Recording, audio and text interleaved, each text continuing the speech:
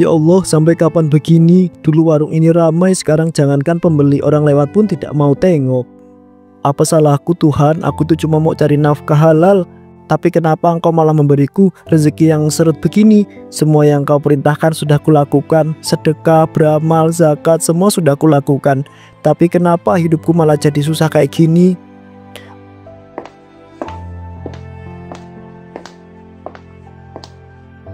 Ayah, aku mau bicara, tapi tolong jangan marah ya. Aku nggak ada maksud bikin ayah tambah susah.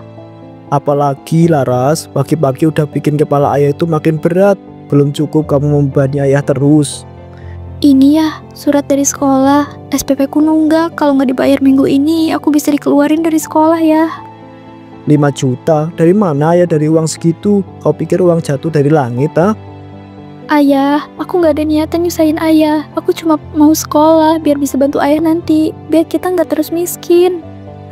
Bantu? Dengan cara bikin ayah tambah hancur?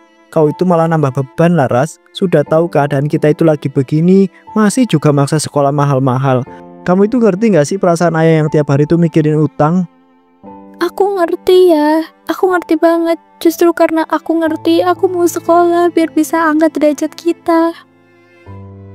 Angkat derajat dengan SPP segini besar, kau itu malah bikin ayah itu makin malu di depan orang-orang. Ayah tiap hari dolok, ditagih hutang, kau tahu itu kan? Ayah, aku cuma pengen kita bahagia. Aku cuma pengen lihat ayah senyum lagi, bukan begini tiap hari. Senyum? Dengan utang, dengan warung sepi, dengan anak yang cuma bisa minta. Udah cukup Laras, ayah itu nggak sanggup lagi.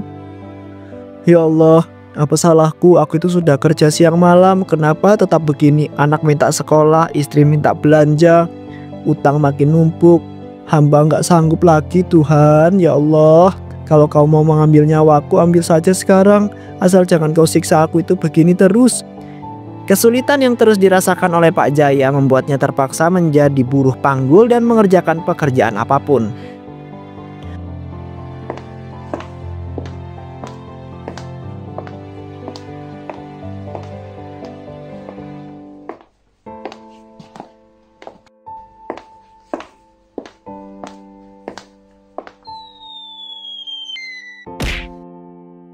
Orang tua, gimana sih kerjanya?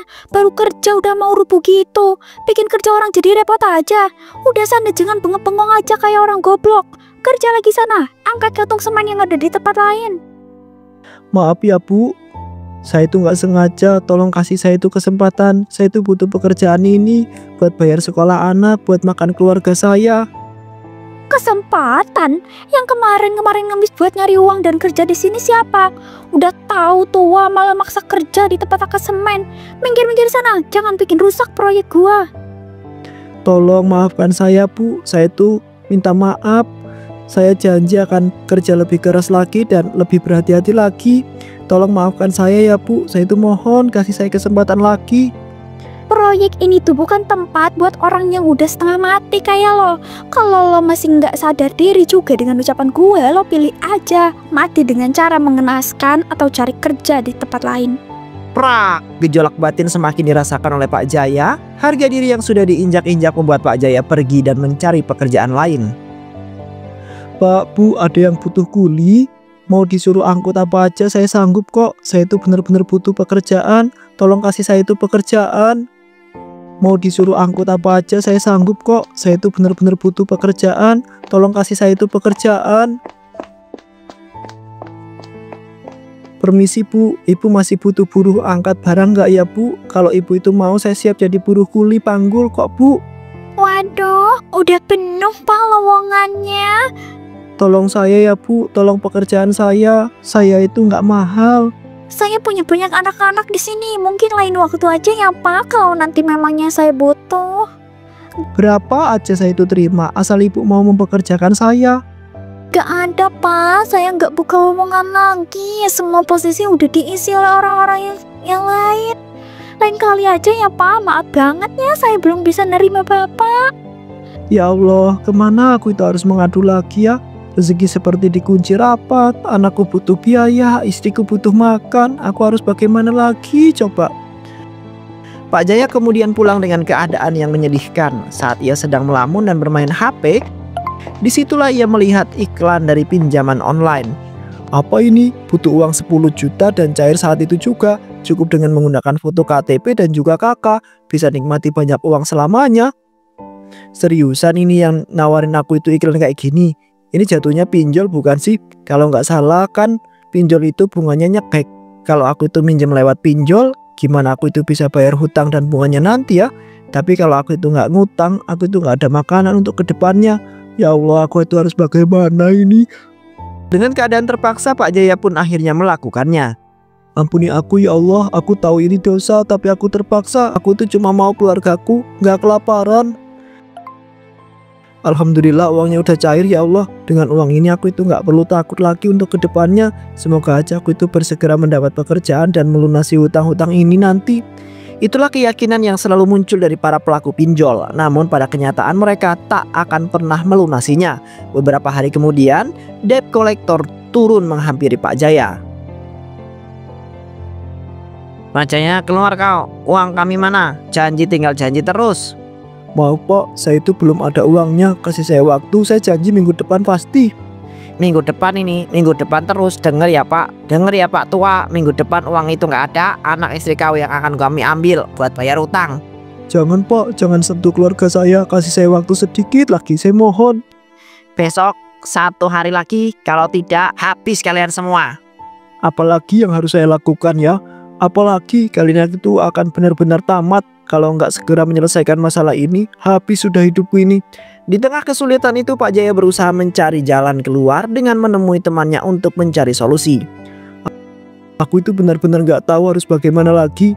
Lek utang makin banyak, debt collector makin beringas. Tiap malam aku itu nggak bisa tidur. Aku takut mereka itu menyakiti istri sama Laras. Jaya, kamu ini hidup di dunia keras tapi otakmu lembek. Kau pikir kerja rodi bisa lunasin utang? Kau ini mau mati dalam utang apa gimana? Terus aku harus apa ya Lek? Semua jalan sudah aku coba, serabutan pinjol malah makin hancur. Anakmu itu Jaya, tawarkan ke orang kaya. Cuma sehari 2 hari mereka itu bisa bayar mahal. Kau melunasi utang, keluargamu aman, kau bebas. Kau gila ya Lek? Laras itu anakku, darah dagingku. Kau pikir aku itu sehina itu apa? Laras itu cahaya hidupku Lek. Meski dia itu sering menyusahkan dan menambah berat hidupku, tapi dia itu anakku. Mana mungkin lah Lek, aku itu sampai tega seperti itu ke anakku. Jangan sok suci Jaya. Kalau nggak begitu emangnya gimana caramu itu keluar dari masalah ini? Kamu itu nunggu apa? Mau nunggu anak istrimu itu dipukuli debt collector? Atau mau lihat mereka itu diseret-seret di depan rumahmu? Dunia ini keras Jaya, keras. Kalau kau itu nggak keras, kau yang diinjak-injak. Laras itu anakku Lek, aku itu nggak tega menawarkannya. Jangan pernah kau sebut-sebut namanya lagi buat urusan begini ya. Ya udah, lihat aja nanti kalau kamu itu makin terjepit, kamu itu pasti bakal balik lagi ke sini. Semua orang itu akhirnya begitu. Pak Jaya pergi dengan langkah gontai dan penuh kebingungan. Dan pada keesokan harinya debt collector kembali datang dengan keadaan lebih beringas. Pak Jaya, keluar. Mana uangnya? Mana? Cepet bayar sini hutang-hutangnya. Jangan diam aja. Kamu itu ngumpet kayak tikus. Pak, tolong beri aku itu waktu. Aku janji aku itu bakal bayar dan melunasi semua hutang ini. Tolong beri aku waktu lagi ya Pak. Waktu dari tadi. Besok kalau itu nggak ada uang, anak istri kami akan bawa sekalian buat ganti rugi. Biar lo itu tahu rasa. Jangan ganggu mereka. Aku mohon kasih aku itu kesempatan. Busuk. Emang kamu ini ya munafik. Udah tahu miskin malah ngajuin pinjol. Ini nih yang bikin aku itu mau kerja sebagai seorang debt collector. Oke Jaya, aku itu kasih kamu kesempatan terakhir. Terakhir lagi, ingat besok terakhir. Kalau kamu itu masih tidak ada uang, habis kau, tamat kamu. Jaya, udah kuduga kau itu akan datang ke sini lagi menemuiku. Kamu itu pasti sudah berubah pikiran kan Jaya? Gimana? Jadi gimana dengan tawaranku kemarin? Setuju? Kau dengan tawaranku? Ya Lek, aku itu setuju. Aku itu nggak punya pilihan lain Lek. Nah pinter, akhirnya kamu itu sadar juga. Aku sudah duga semuanya itu dari awal Lek. Kamu itu pasti berubah pikiran dan menerima tawaranku itu. Tenang, aku udah atur pertemuannya. Kamu tinggal bawa Laras saja. Dan orang kaya itu akan serahkan uangnya gampang kan? Lek, apa mereka itu beneran nggak bakal menyakiti anakku? Aku tuh cuma mau dia aman. Ah Jaya, tenang, orang kaya itu cuma mau ditemenin makan aja, nyanyi-nyanyi. Kamu terlalu pikir yang aneh-aneh Jaya, santai aja.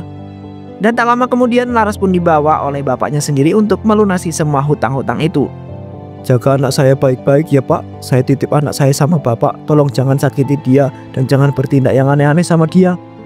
Tenang saja Pak Jaya, Pak Ridwan ini orangnya baik banget.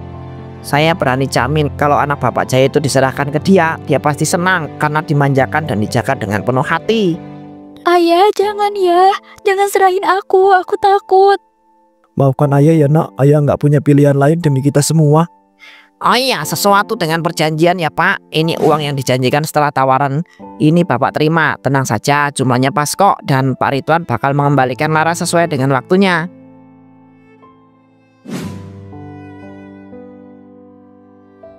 Akhirnya aku punya uang, mana uangnya juga banyak banget lagi. Ini benar-benar cara yang paling gampang untuk mendapatkan uang. Dengan uang ini hutangku akan lunas dan aku itu akan bebas mulai hari ini. Maafkan Bapak ya Laras, Bapak itu terpaksa melakukan ini demi kehidupan kita.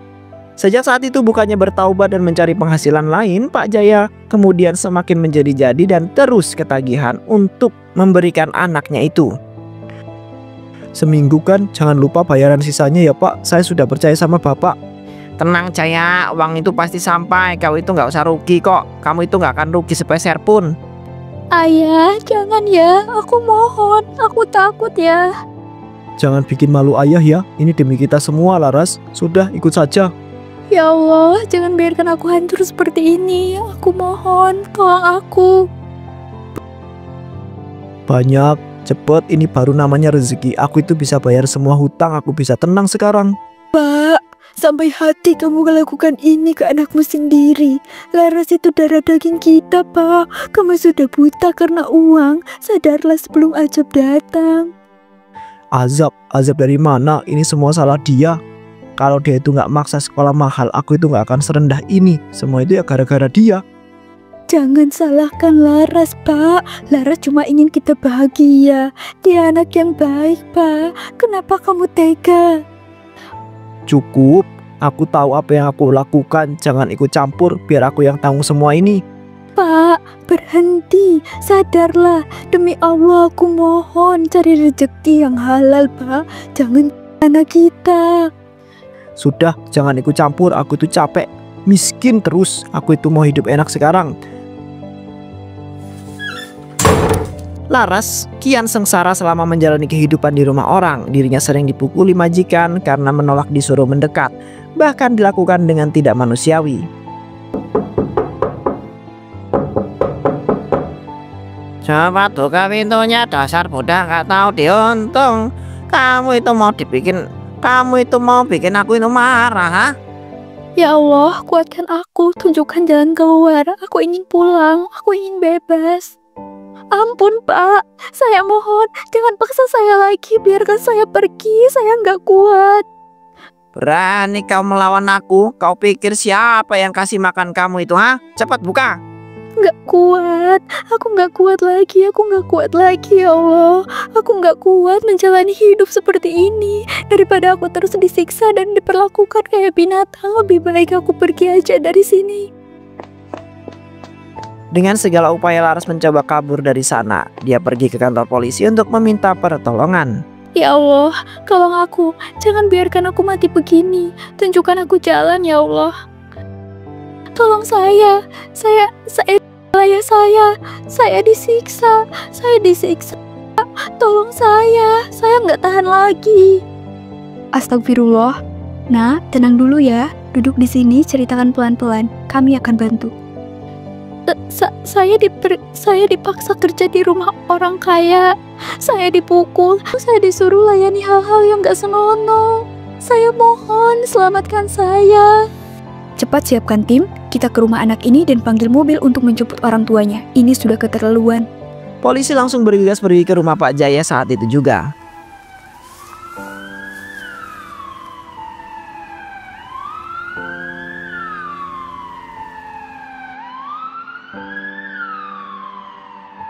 Pak Jaya, kami dari kepolisian, Anda kami tangkap atas dugaan.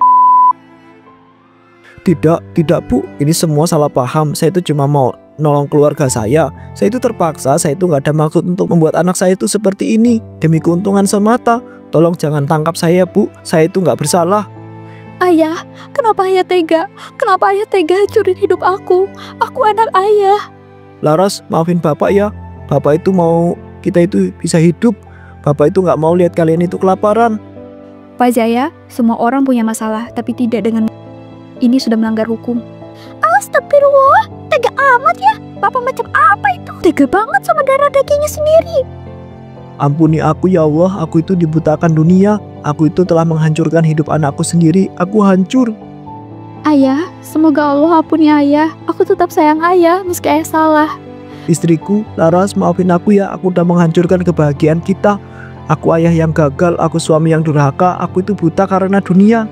Aku janji di depan Allah, aku itu akan tobat, aku akan sholat, aku akan menebus semua kesalahan ini. Walau aku itu tak pantas lagi dimaafkan. Setelah berhasil ditangkap oleh para pihak kepolisian, Pak Jaya pun diadili dan divonis dengan hukuman 20 tahun penjara.